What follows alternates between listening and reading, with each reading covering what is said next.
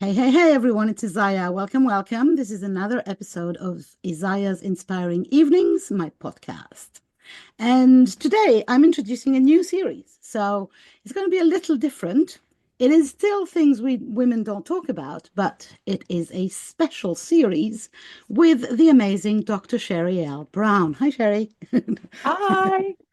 So this series is going to be called, we've just decided on a title, so I'm going to go and look at my notes. Aligned and Unstoppable. Isn't that exciting as a topic? So we'll do a few episodes. We don't know exactly how many yet because we're these women, we create as we walk. And you'll understand when you start listening to Dr. Sheri how amazing she is, that we can't contain her amazingness in one episode. We have to do more than one. So, Aw. without further ado, let me introduce a little bit the amazing Dr. Sheri Elle Brown. So I'm going to go and read your biography because I'm not very good at summing up, but I'm very good at reading. So, Dr. Sheri Elle Brown is a psychologist, mindset coach, and spiritual entrepreneur passionate about helping others step into their limitless potential. Combining decades of expertise in psychology, energy work, and the multidimensional nature of human potential, Dr. Sheri empowers purpose driven individuals to align with their true selves and create the lives they love. Her signature ZenFlow OS system bridges spirituality with structure, offering actionable strategies for clarity, alignment, and abundant creation. Whether guiding clients to overcome limiting beliefs, shift into higher vibrations, or intentionally manifest their visions, Dr. Sheri's heart centered approach inspires transformation on every level. Known for her ability to blend science, soul, and strategy, the three S's, she creates a unique space where personal growth and empowerment can flourish. Dr. Sheri's mission is simple: to help you remember who you truly are and thrive as the powerful co creator of your reality. Wow. Big one. Wow. Simple, but not that simple. So, the title for this episode, and you came up with that, and I love it, it's called Redefining Superwoman from Hustle to Alignment.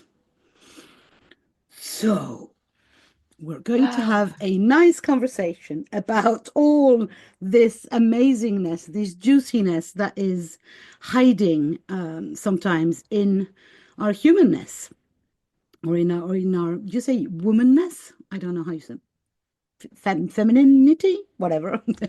So, in order for people to understand how amazing your work is, I think we need to get to know you a little more.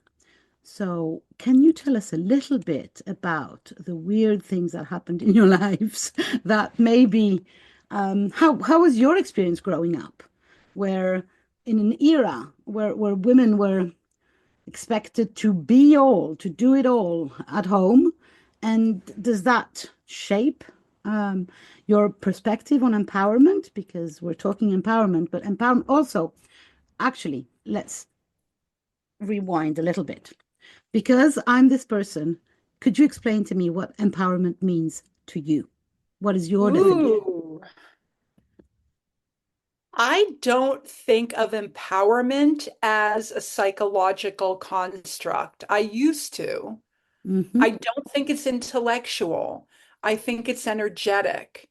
True empowerment to me comes from aligning with the essence of who we are and being very intentional about creating a practice because we're human and we fall out of alignment pretty regularly. I think it's the nature and the consequence of being on the physical plane. But but I do think that, and why I'm saying that it's intentional and why I am saying that it's a practice, because we are human, it's very easy to fall in the trap of feeling flawed. Hmm. And so we need to remind ourselves regularly, daily if need be, that we are multidimensional, spiritual beings, non-physical, energetic beings. And we garner our wisdom, our confidence, our strength, and our empowerment through alignment with soul. Hmm.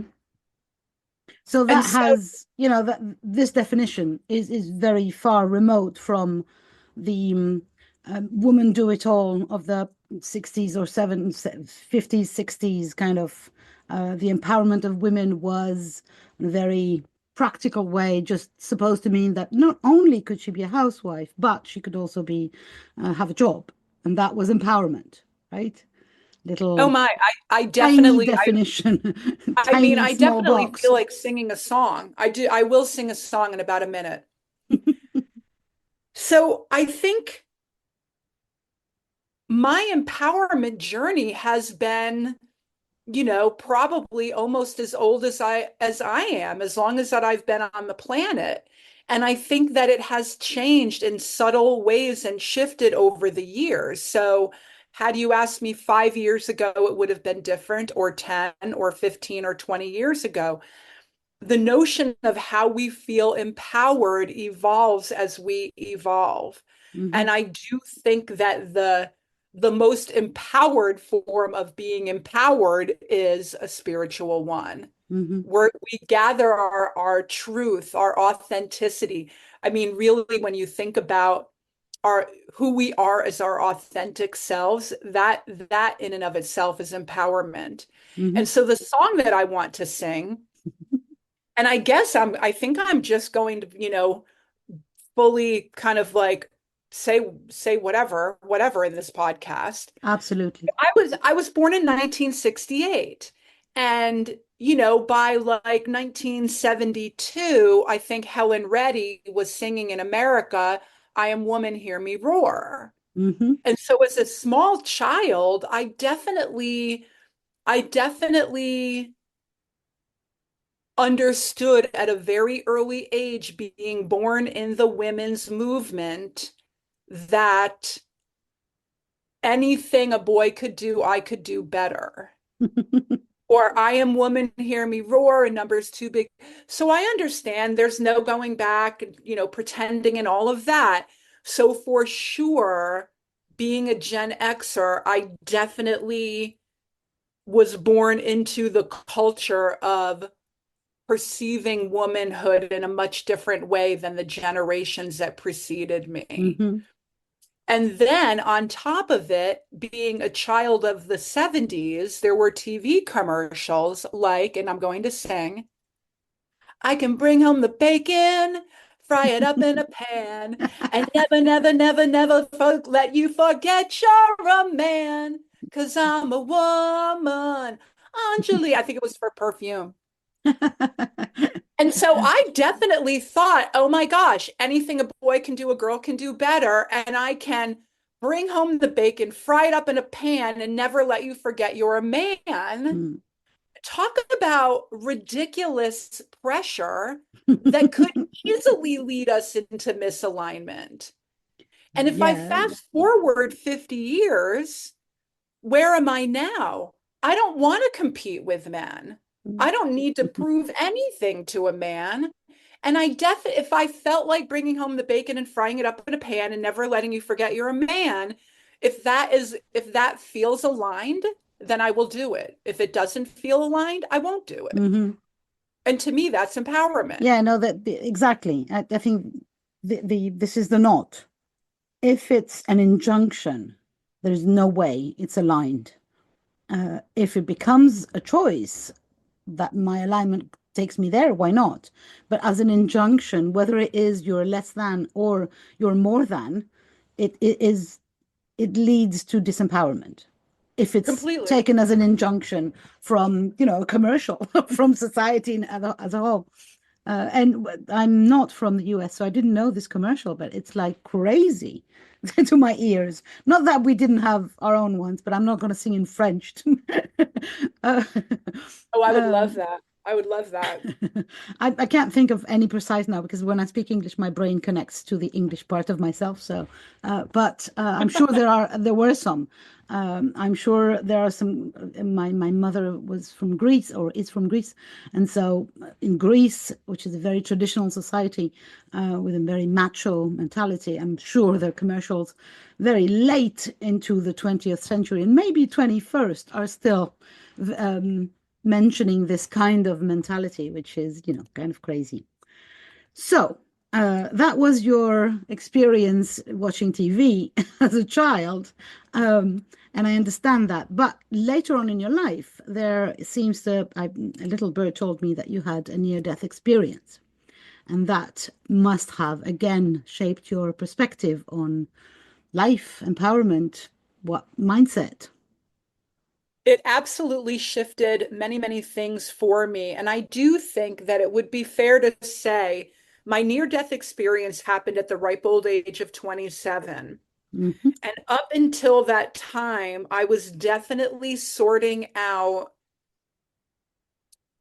which I wouldn't have called it at the time. I would Yeah, definitely not obviously. have used the word misalignment, you know, 30 years ago, 35 years ago. Now looking back, I can say, oh my gosh, this is how I was misaligned. So I Hmm. really had to heal my relationship with my father. I had a very, I'd like to say, codependent relationship with him. I worshiped the ground he walked on, and he definitely was very aware of that and could manipulate, situations Hmm. to really kind of break my heart. I think that there's no other way of saying that.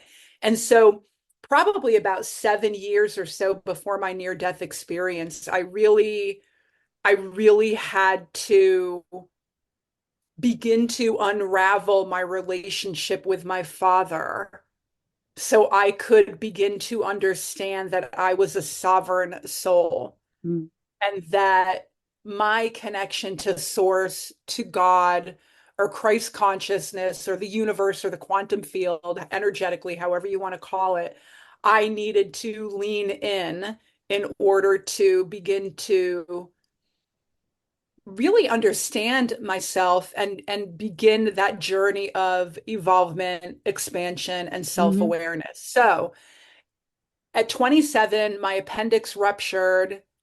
I Wow. kept going to the hospital. They kept telling me I was fine. And finally, by like third, fourth day into a ruptured appendix, I was on my way to the emergency room one more time. And I felt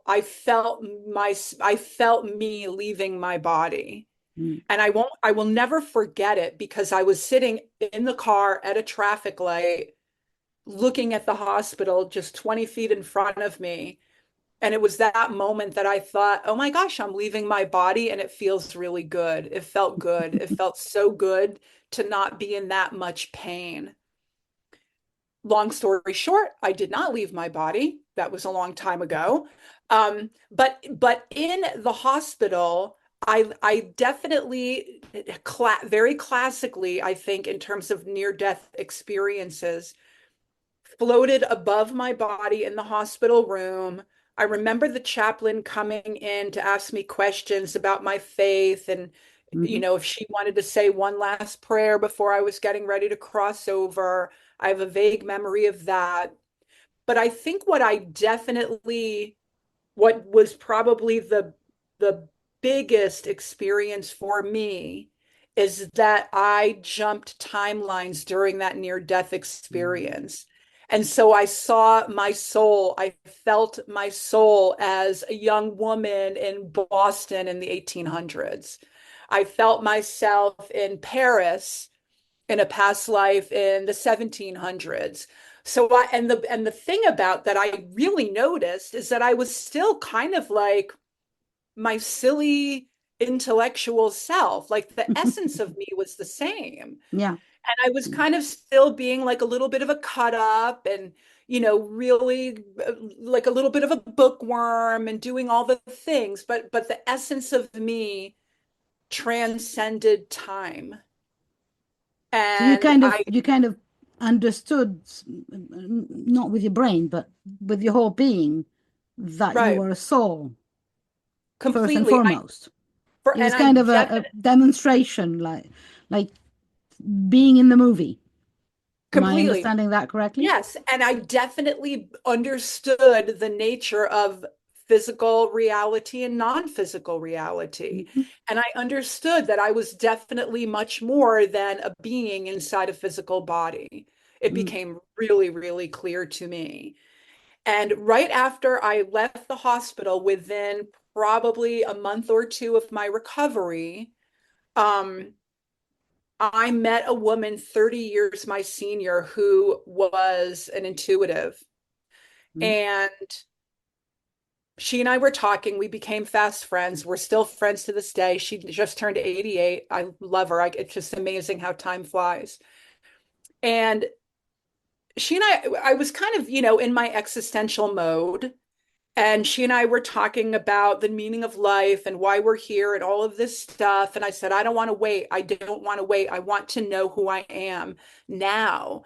And she said to me, Sheri, women don't figure out who they are until their 50s. You've got to give it another, 25, 30 years. And I dug my heels in and I said, I'm not waiting. I'm not waiting.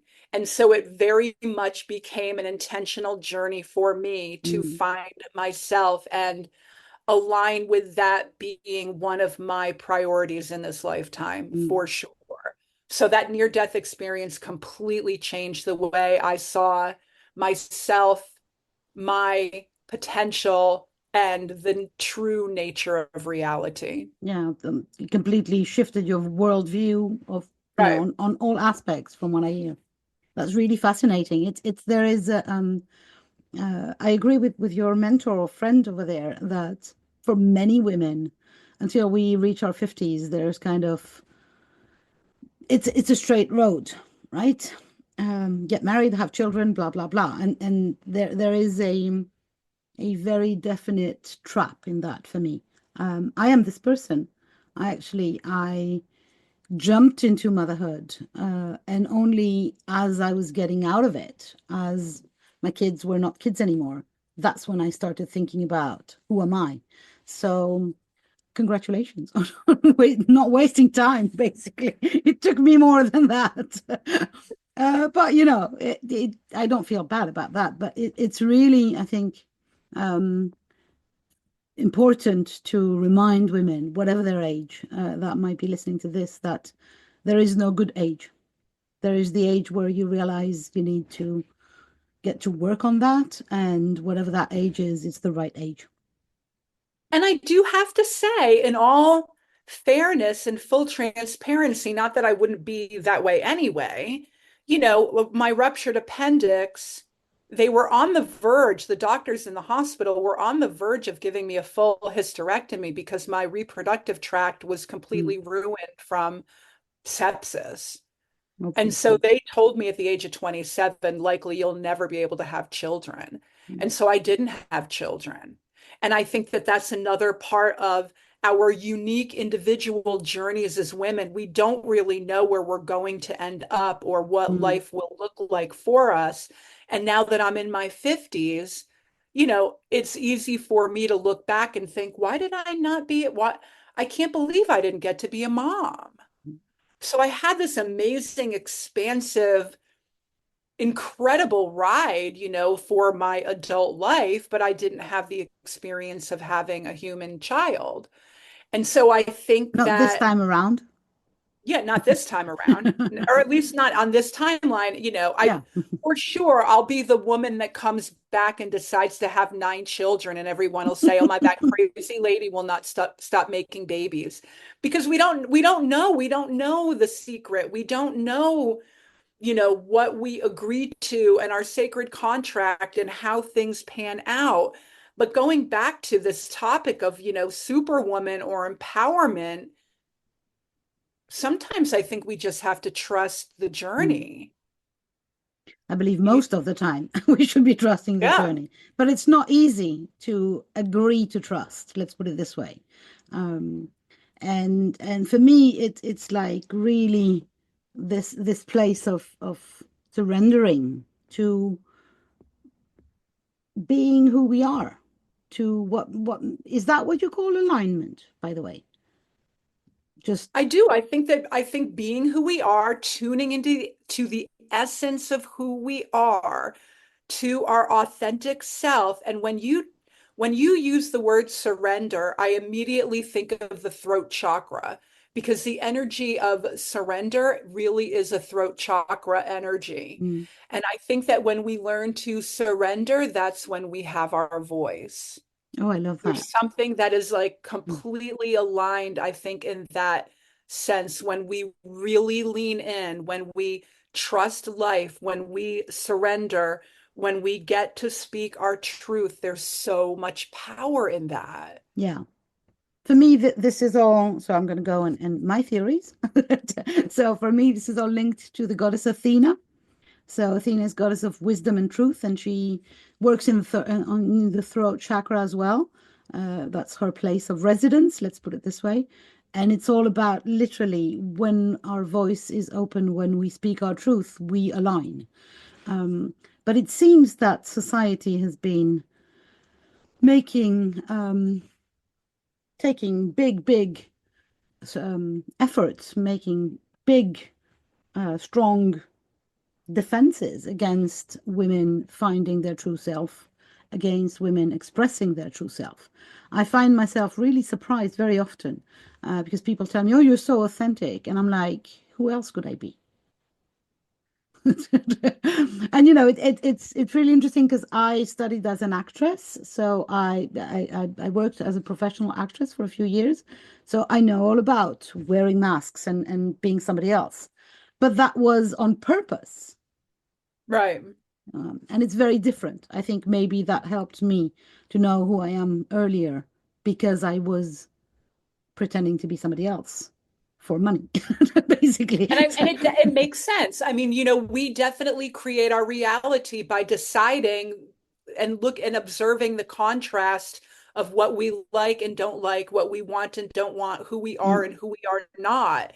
And I totally agree with you. And it goes back to that subtle energy of, you know, really, and there's so much subtle energy, I think, in what I'm talking about. It kind of just reminds me of, sort of being brainwashed to a degree, with that perfume commercial that I saw, was this 5-year-old or 4-year-old or whatever. But I think that what I'm really getting at is, oh gosh, did I totally lose my train of thought? Hang on, it'll come back in 1 second. Oh, the contrast of you knowing that you were putting on a mask to play a role made it very clear to you that yeah, you were not that. And so the contrast of what we observe really begins to help us get closer to our personal yeah. truth. Yeah, I believe Um, that this is when I can be, and I'm not saying that I can at all times, but when I can be the observer of what's happening, then there's a separation that makes me understand who is the real person. When I'm completely lost into myself, up to a certain extent, I don't know what I'm doing, basically, which might be a good idea or not. and the thing about it too is that we don't know across cultures or within cultures or societal conditioning if we're paying attention to abiding by what the illusion or the matrix is telling us who Mm, we are. Then we are, I hate to use this word. We're falling victim to that. And I don't mean victim in like the yeah, no, I archetypical hear sense, you. just I sort hear of you. like, you know, right? It's kind of the difference between women who choose to have children early and then they find themselves later on, or for someone like me who didn't have the opportunity to have a child. And so I embarked on that personal journey early on. Both are just as amazing. Both are just as Absolutely. powerful. Both are, they're exactly what they need to be. And I think that we women can and do fall into, I should be doing it this way. Yeah, there is a very strong societal pressure. I mean, I know that I did not have children because I wanted to have children. I know that today. I didn't know that back then, but I had children because that was what was expected of me by society, by even members of my family, etc., etc. And it's not. diminishing any of the importance that motherhood had for me or the love that I have for my children. But it was not a real authentic choice of myself at the time.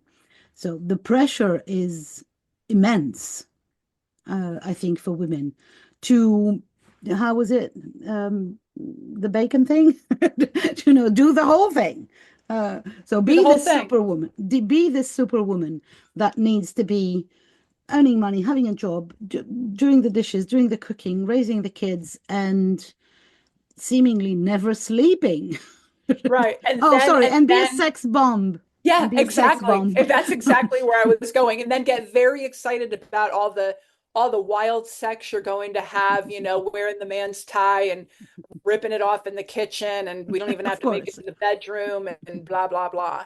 I know. And I do, like I said, and I do think that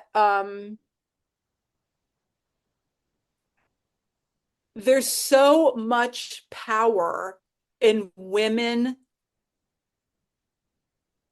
And I think I might be saying this because I did not have children this time around. I don't think that there's anything more beautiful than motherhood, honestly. When I think about divine feminine energy and creating and giving life to someone, what an amazing, incredible miracle and gift. And it's such a beautiful thing. And for sure it kind of falls back in line with making the bacon and frying it up in the pan. And for me going to high school, if you were a girl and you were good at math, you were encouraged to go into engineering, Mm. which I was good in math, but I come from a long line of engineers in my family, and I'm way, way too, I think, way outside of the box for that kind of stuff.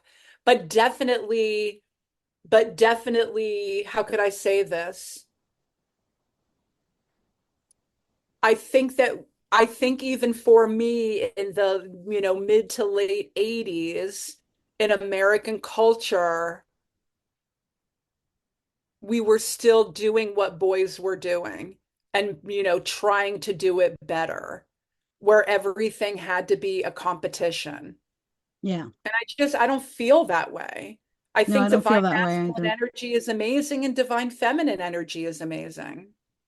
No, I think that this is, if we're only doing competition, this is the foundation of duality, the foundation of disempowerment, because we're only comparing ourselves to either the men or even our fellow women.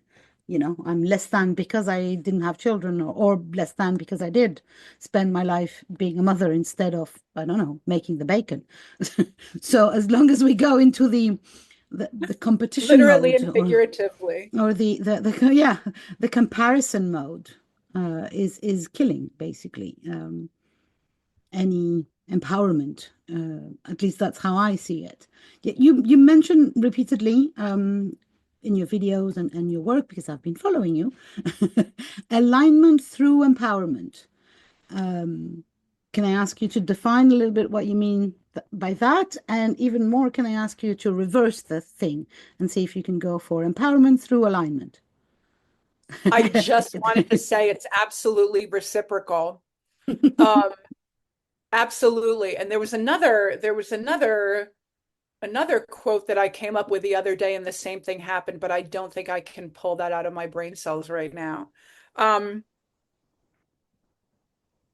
there was kind of one more little thing I wanted to say. Oh, and I know that in another episode we're going to be talking about multidimensional mindset and Of course. multidimensional We can start reality. now if you want to. We should maybe warn the listeners. This is not going to be a structure 1, 2, 3 ABC thingy. This is going to be two very powerful, very connected women, and the conversation might go.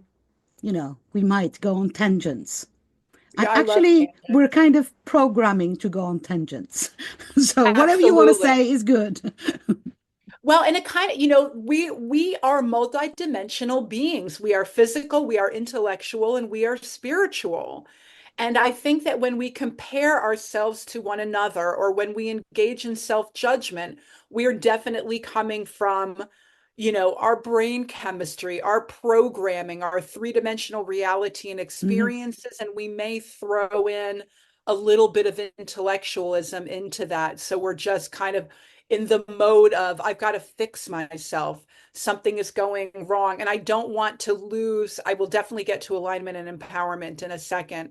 But this kind of came up for me the other day. And it goes back to when I was 20 and I felt like my father had broken my heart and I needed to really find out who I was so I could begin my healing journey, my empowerment journey, my journey of self-discovery. And what did we do back in the day when we were smack dab as a collective consciousness of humans? What did we do 30, 40, 50 years ago? We went right to self-help books Hmm. because Of we course. had to fix what was wrong. We had to fix what was wrong with who we are. And, at the soul level, we're perfect. At the soul level, we're eternal. We are expansive. We are all energy. We are living in the high vibration of love. There's nothing that needs fixing at that level. But, we go through that process of, oh my God, I got to read that book and that book and that book and that book and fix, fix, fix, fix. Engage in self-judgment, engage in judgment of others just to compare where I am on my journey, to measure if I'm doing a good enough job or whatever. And at the end of the day, as we're moving into fifth dimensional energy as a collective, we're going to, I think, and this is really probably a great segue to talk about alignment and empowerment. We can go straight to source. And our first source is our soul. And our soul is made of stardust. And our soul is connected to all that is. We are light beings in the quantum field. There's nothing that we need to fix. So we don't have to intellectualize everything. Mm, We can align with the essence of who we are. It is not a one-time deal. It is a lifetime journey. mm, I just was lying in bed this morning meditating. And, of course, in my overachieving, way too much male energy, throughout my younger days. And I was just overachiever mode, blah, blah, blah. And I definitely created an autoimmune deficiency in my body. mm, And so I'm still working out that healing part of my own journey. And I was lying in bed this morning, just kind of like tuning in to the deepest vibration of who I am at the soul level and what that feels like. And if I could detect any energy that was out of sync with the essence of who I was. And I found one more little nugget today. And I think that that's why way back in the day, it was all about, oh, self-care, having a hard day, go get a massage, go take care of yourself, go get that manicure. And there's nothing, I mean, I love massages. I used to love getting my nails done, and now I'm a little bit more of a nature girl. But I think what is the most self-compassionate thing that we can do for ourselves is to have an intentional practice of knowing who we are at the soul level. mm. That is where alignment comes in. It is a journey. It is not a one-time thing. I agree absolutely, 100%. I was yesterday I was in a room with a bunch of amazing women. It's a writing community or writing sorority, and we were asked, we were communicating with an archetype called Desert Woman. So she lives in the desert and she is this dry person, right? Naked, bare, barren person. Or archetype. And the question that she was asking us was, what is the truth of my situation? And so we wrote and then we discussed with other women. And I was oh so not surprised, but also sad, I think, to find not only myself but other women. What is the truth of my situation? There were so many of us who were looking for the flaws. What is the things that I still need to fix? What are, what? And I was like, oh, fuck, I'm 57. Fuck, Oh, come on. Yeah, I'm still there. I'm still looking for flaws. I'm still, why? Why am I so harsh with myself? And that is what I've been taught by the world, basically, and that I've agreed to take upon myself is I can become better always. And it's like, no, maybe not. Maybe I am just like that, perfect. Right, Uh, but yeah, lot of peeling, kind of, shedding things, ideas, um, from the commercial that you were talking about, and from, religion, politics. I grew up with a mother who was a very, very deep feminist, but the first generation feminists, the one that wanted to basically throw their bras in the fire and kill men. So up to an extent, that was not helping me because again, it was a fight, it was a war, it was a right. duality thing, and it was not about me. It was about the others, comparing me with others. And it took me years to just go back to no, no, this is it. It's only about me. And it's such a beautiful point, because I do think that of course the feminist movement needed to happen. I understand that. I Of course, understand that. But at the same time, it was definitely in order to be bold and burn bras, there was angst in that. of course. And And and it I, was disconnected from their true. I believe my mom, who's an amazing person, I believe to an extent she still is disconnected from her true self, from her true essence. Because when you're in fighting mode, whatever the fight, even if it's a very respectable one, and it needed to happen, we are in full agreement. But still, she was wearing an armor. When you're wearing an armor, you're not your true authentic self. You're in protection mode, in fighting mode. And that is not a relaxed, soul fueled, authentic being. That is somebody who's in defense mechanisms. right. And I think that it's not true to what is happening with us energetically at the soul level. And you brought up a really good point. As souls, we are sovereign. Mm, And I know this may sound harsh, but I think that there is truth to it. And for each and every one of us, with all of our lifetimes of experiences and the heartache that we go through, or the trauma that we go through, or the challenges that we face, and we are all subject to that. At the end of the day, we come into the world alone and we leave the mm, world alone, yeah, because we still are on our own unique personal journey. of course. And it goes back to that alignment for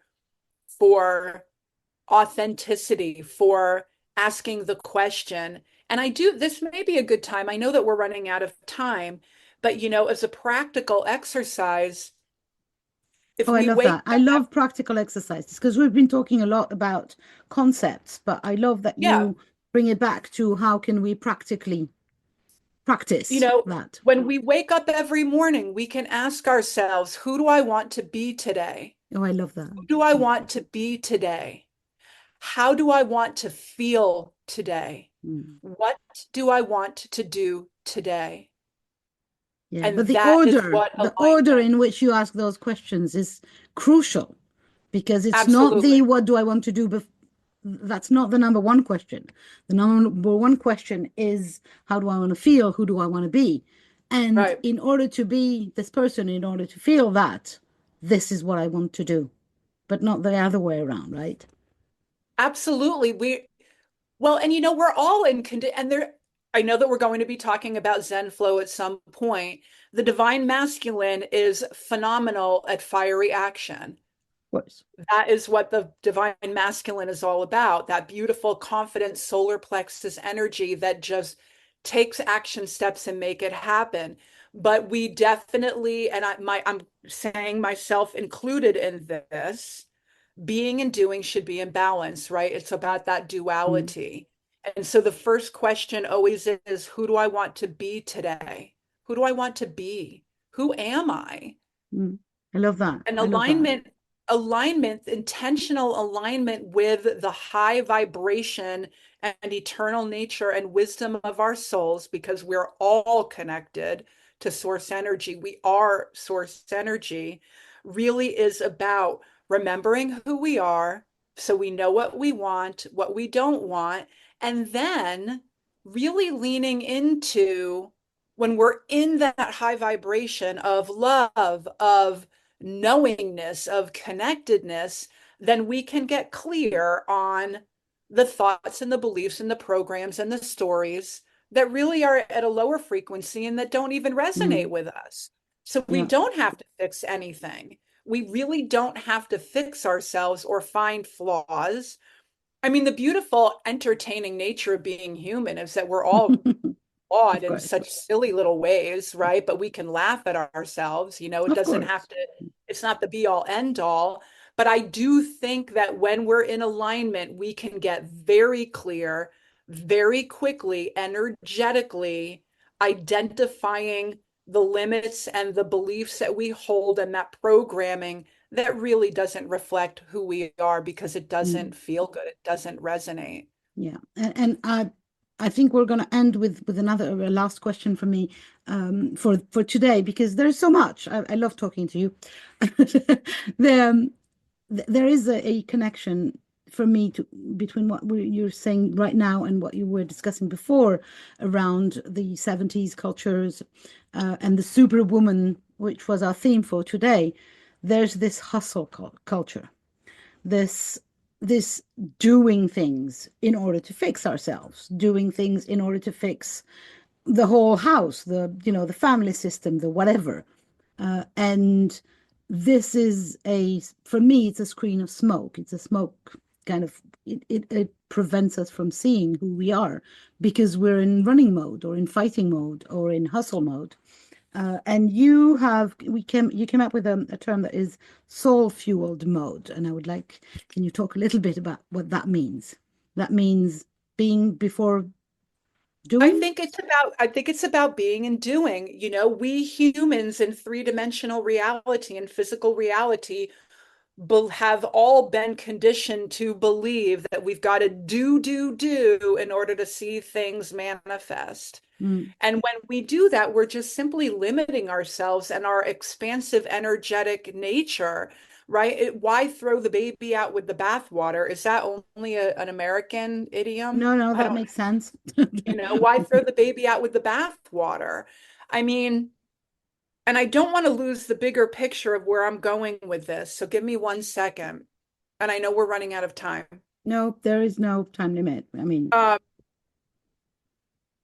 this is going to be my last question, but you take as long as you want to answer it. it's really about leaning in, really beginning to reclaim and understand what the divine feminine is all about.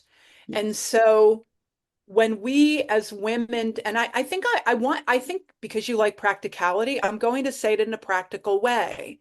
If we are connected with our souls and we are connected, and then we get clear about what we're doing, what we want to create, we humans came to the planet to create. That is what we Mm. do. That is why we're here. The earth in the most beautiful, expansive way is our playground. Mm. So we I humans agree. have an amazing way of turning thoughts into things. We have an amazing way of taking things that are just energy in the form of thought and bringing them into a vibration where we make them a material thing or an experience on the planet.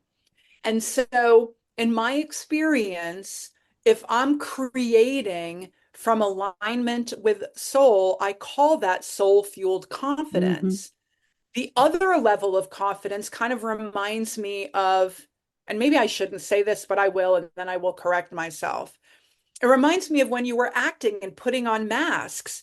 And so, we've all grown up and have been raised in one way or another to take action, to make it happen, to do, and go. And we're creating from that action oriented solar plexus energy. where confidence is coming from self-esteem, mm, where confidence becomes a psychological construct, mm-hmm, and we're creating from a place that can easily begin to feel like we're wearing a mask. mm. I And love so there's, that. I'm not going to allow you to go further on that because I want to do a whole episode on confidence because I think oh, it's a good. juicy topic. So I think I want to go back to that. But I really also want to emphasize how, and we need to discuss this more because I think that the digging is very fascinating. What is the divine feminine? I think there is a huge misunderstanding in the world, in the spiritual world, about what the divine feminine is. It is not about grace and beauty. It is, for me, it's about receiving. Absolutely. And I do think it's about creativity. Yeah, yeah. But It's it's creativity creativity. creativity in a way of receiving, not of doing, of Right. pushing. Exactly. Uh, Literally, if I go back to the one of the, as we were saying previously, motherhood being at least creating a baby is a part of creativity, right? But the doing, aka the pushing the baby out, is what, 2 hours outside of the 9 months where a mother does nothing. I mean, I wasn't doing anything. I was just being pregnant. Things were happening in my body that I did not do. I did not make it happen, It's right? amazing. And I think it's exactly the same for, or it should be, or I don't like the should, but it is exactly the same for all of the feminine, divine feminine energy or vibe. It's about doing nothing. The It creativity is, is, and it's really your I really think that what you said is really profound and very beautiful. And, almost deserves like a moment of like, because we don't, how could I say this? When we forget who we are and the yeah, nature of who we are and the duality of the divine masculine and feminine that is within us and that surrounds us, when we forget that being is just as powerful as doing, yeah, we're essentially cutting ourselves off from half of the energy that exactly. makes us who we are. And by And doing so, we allow the divine masculine to take too much power, and the balance is broken. And it's yeah, and not only the men's fault or the divine masculine's fault. It's our fault for not holding our part of the bargain, which is being. I agree. I think for sure, in American culture, it definitely is much more normalized to get into doing mode. Um, but I also think too that as human beings, when we forget we are multidimensional, we spend our time in doing mode Yeah, because we're thinking that if we keep doing something, we're something creating will cause happen. and effect, right? We're Yeah. creating a cause and effect. And I think energetically, what the universe picks up on is the vibration of you don't trust what's going on in Mm, life. yeah. Why are you forcing everything to happen? Stop, allow, Mm. trust, I love that. surrender. We definitely have to do more episodes. So, thank you so much for being my guest This has today. been so fun. I love our Um, conversations. There is obviously, if anyone wants to know more about you, find you, and I think you're going to also gift our listeners with an amazing freebie. So all of Yep. that will be in the show notes or the description of the podcast, wherever you're listening to us or watching us, including your website and links to all your socials. So you people who listen, you lucky people who did not know Sheri before, now you do. Rush, go and meet Yay. her everywhere. And Absolutely. I promise we're going to do a few more episodes. I want one on confidence, I'm sure. I want one to know everything about the ZenFlow system or whatever that you created. And then, who knows, because this is the magic of these conversations. So thank you very, very much for agreeing to be Thank a you. host. and to be okay with this destructured system that I work with, and that I believe is opening so many pockets of amazingness in these conversations because they're not scripted beforehand. So yeah, thank you very, very much. I've been very Thank honored, you for and I will having. talk to you soon. Bye for now, Bye. everyone.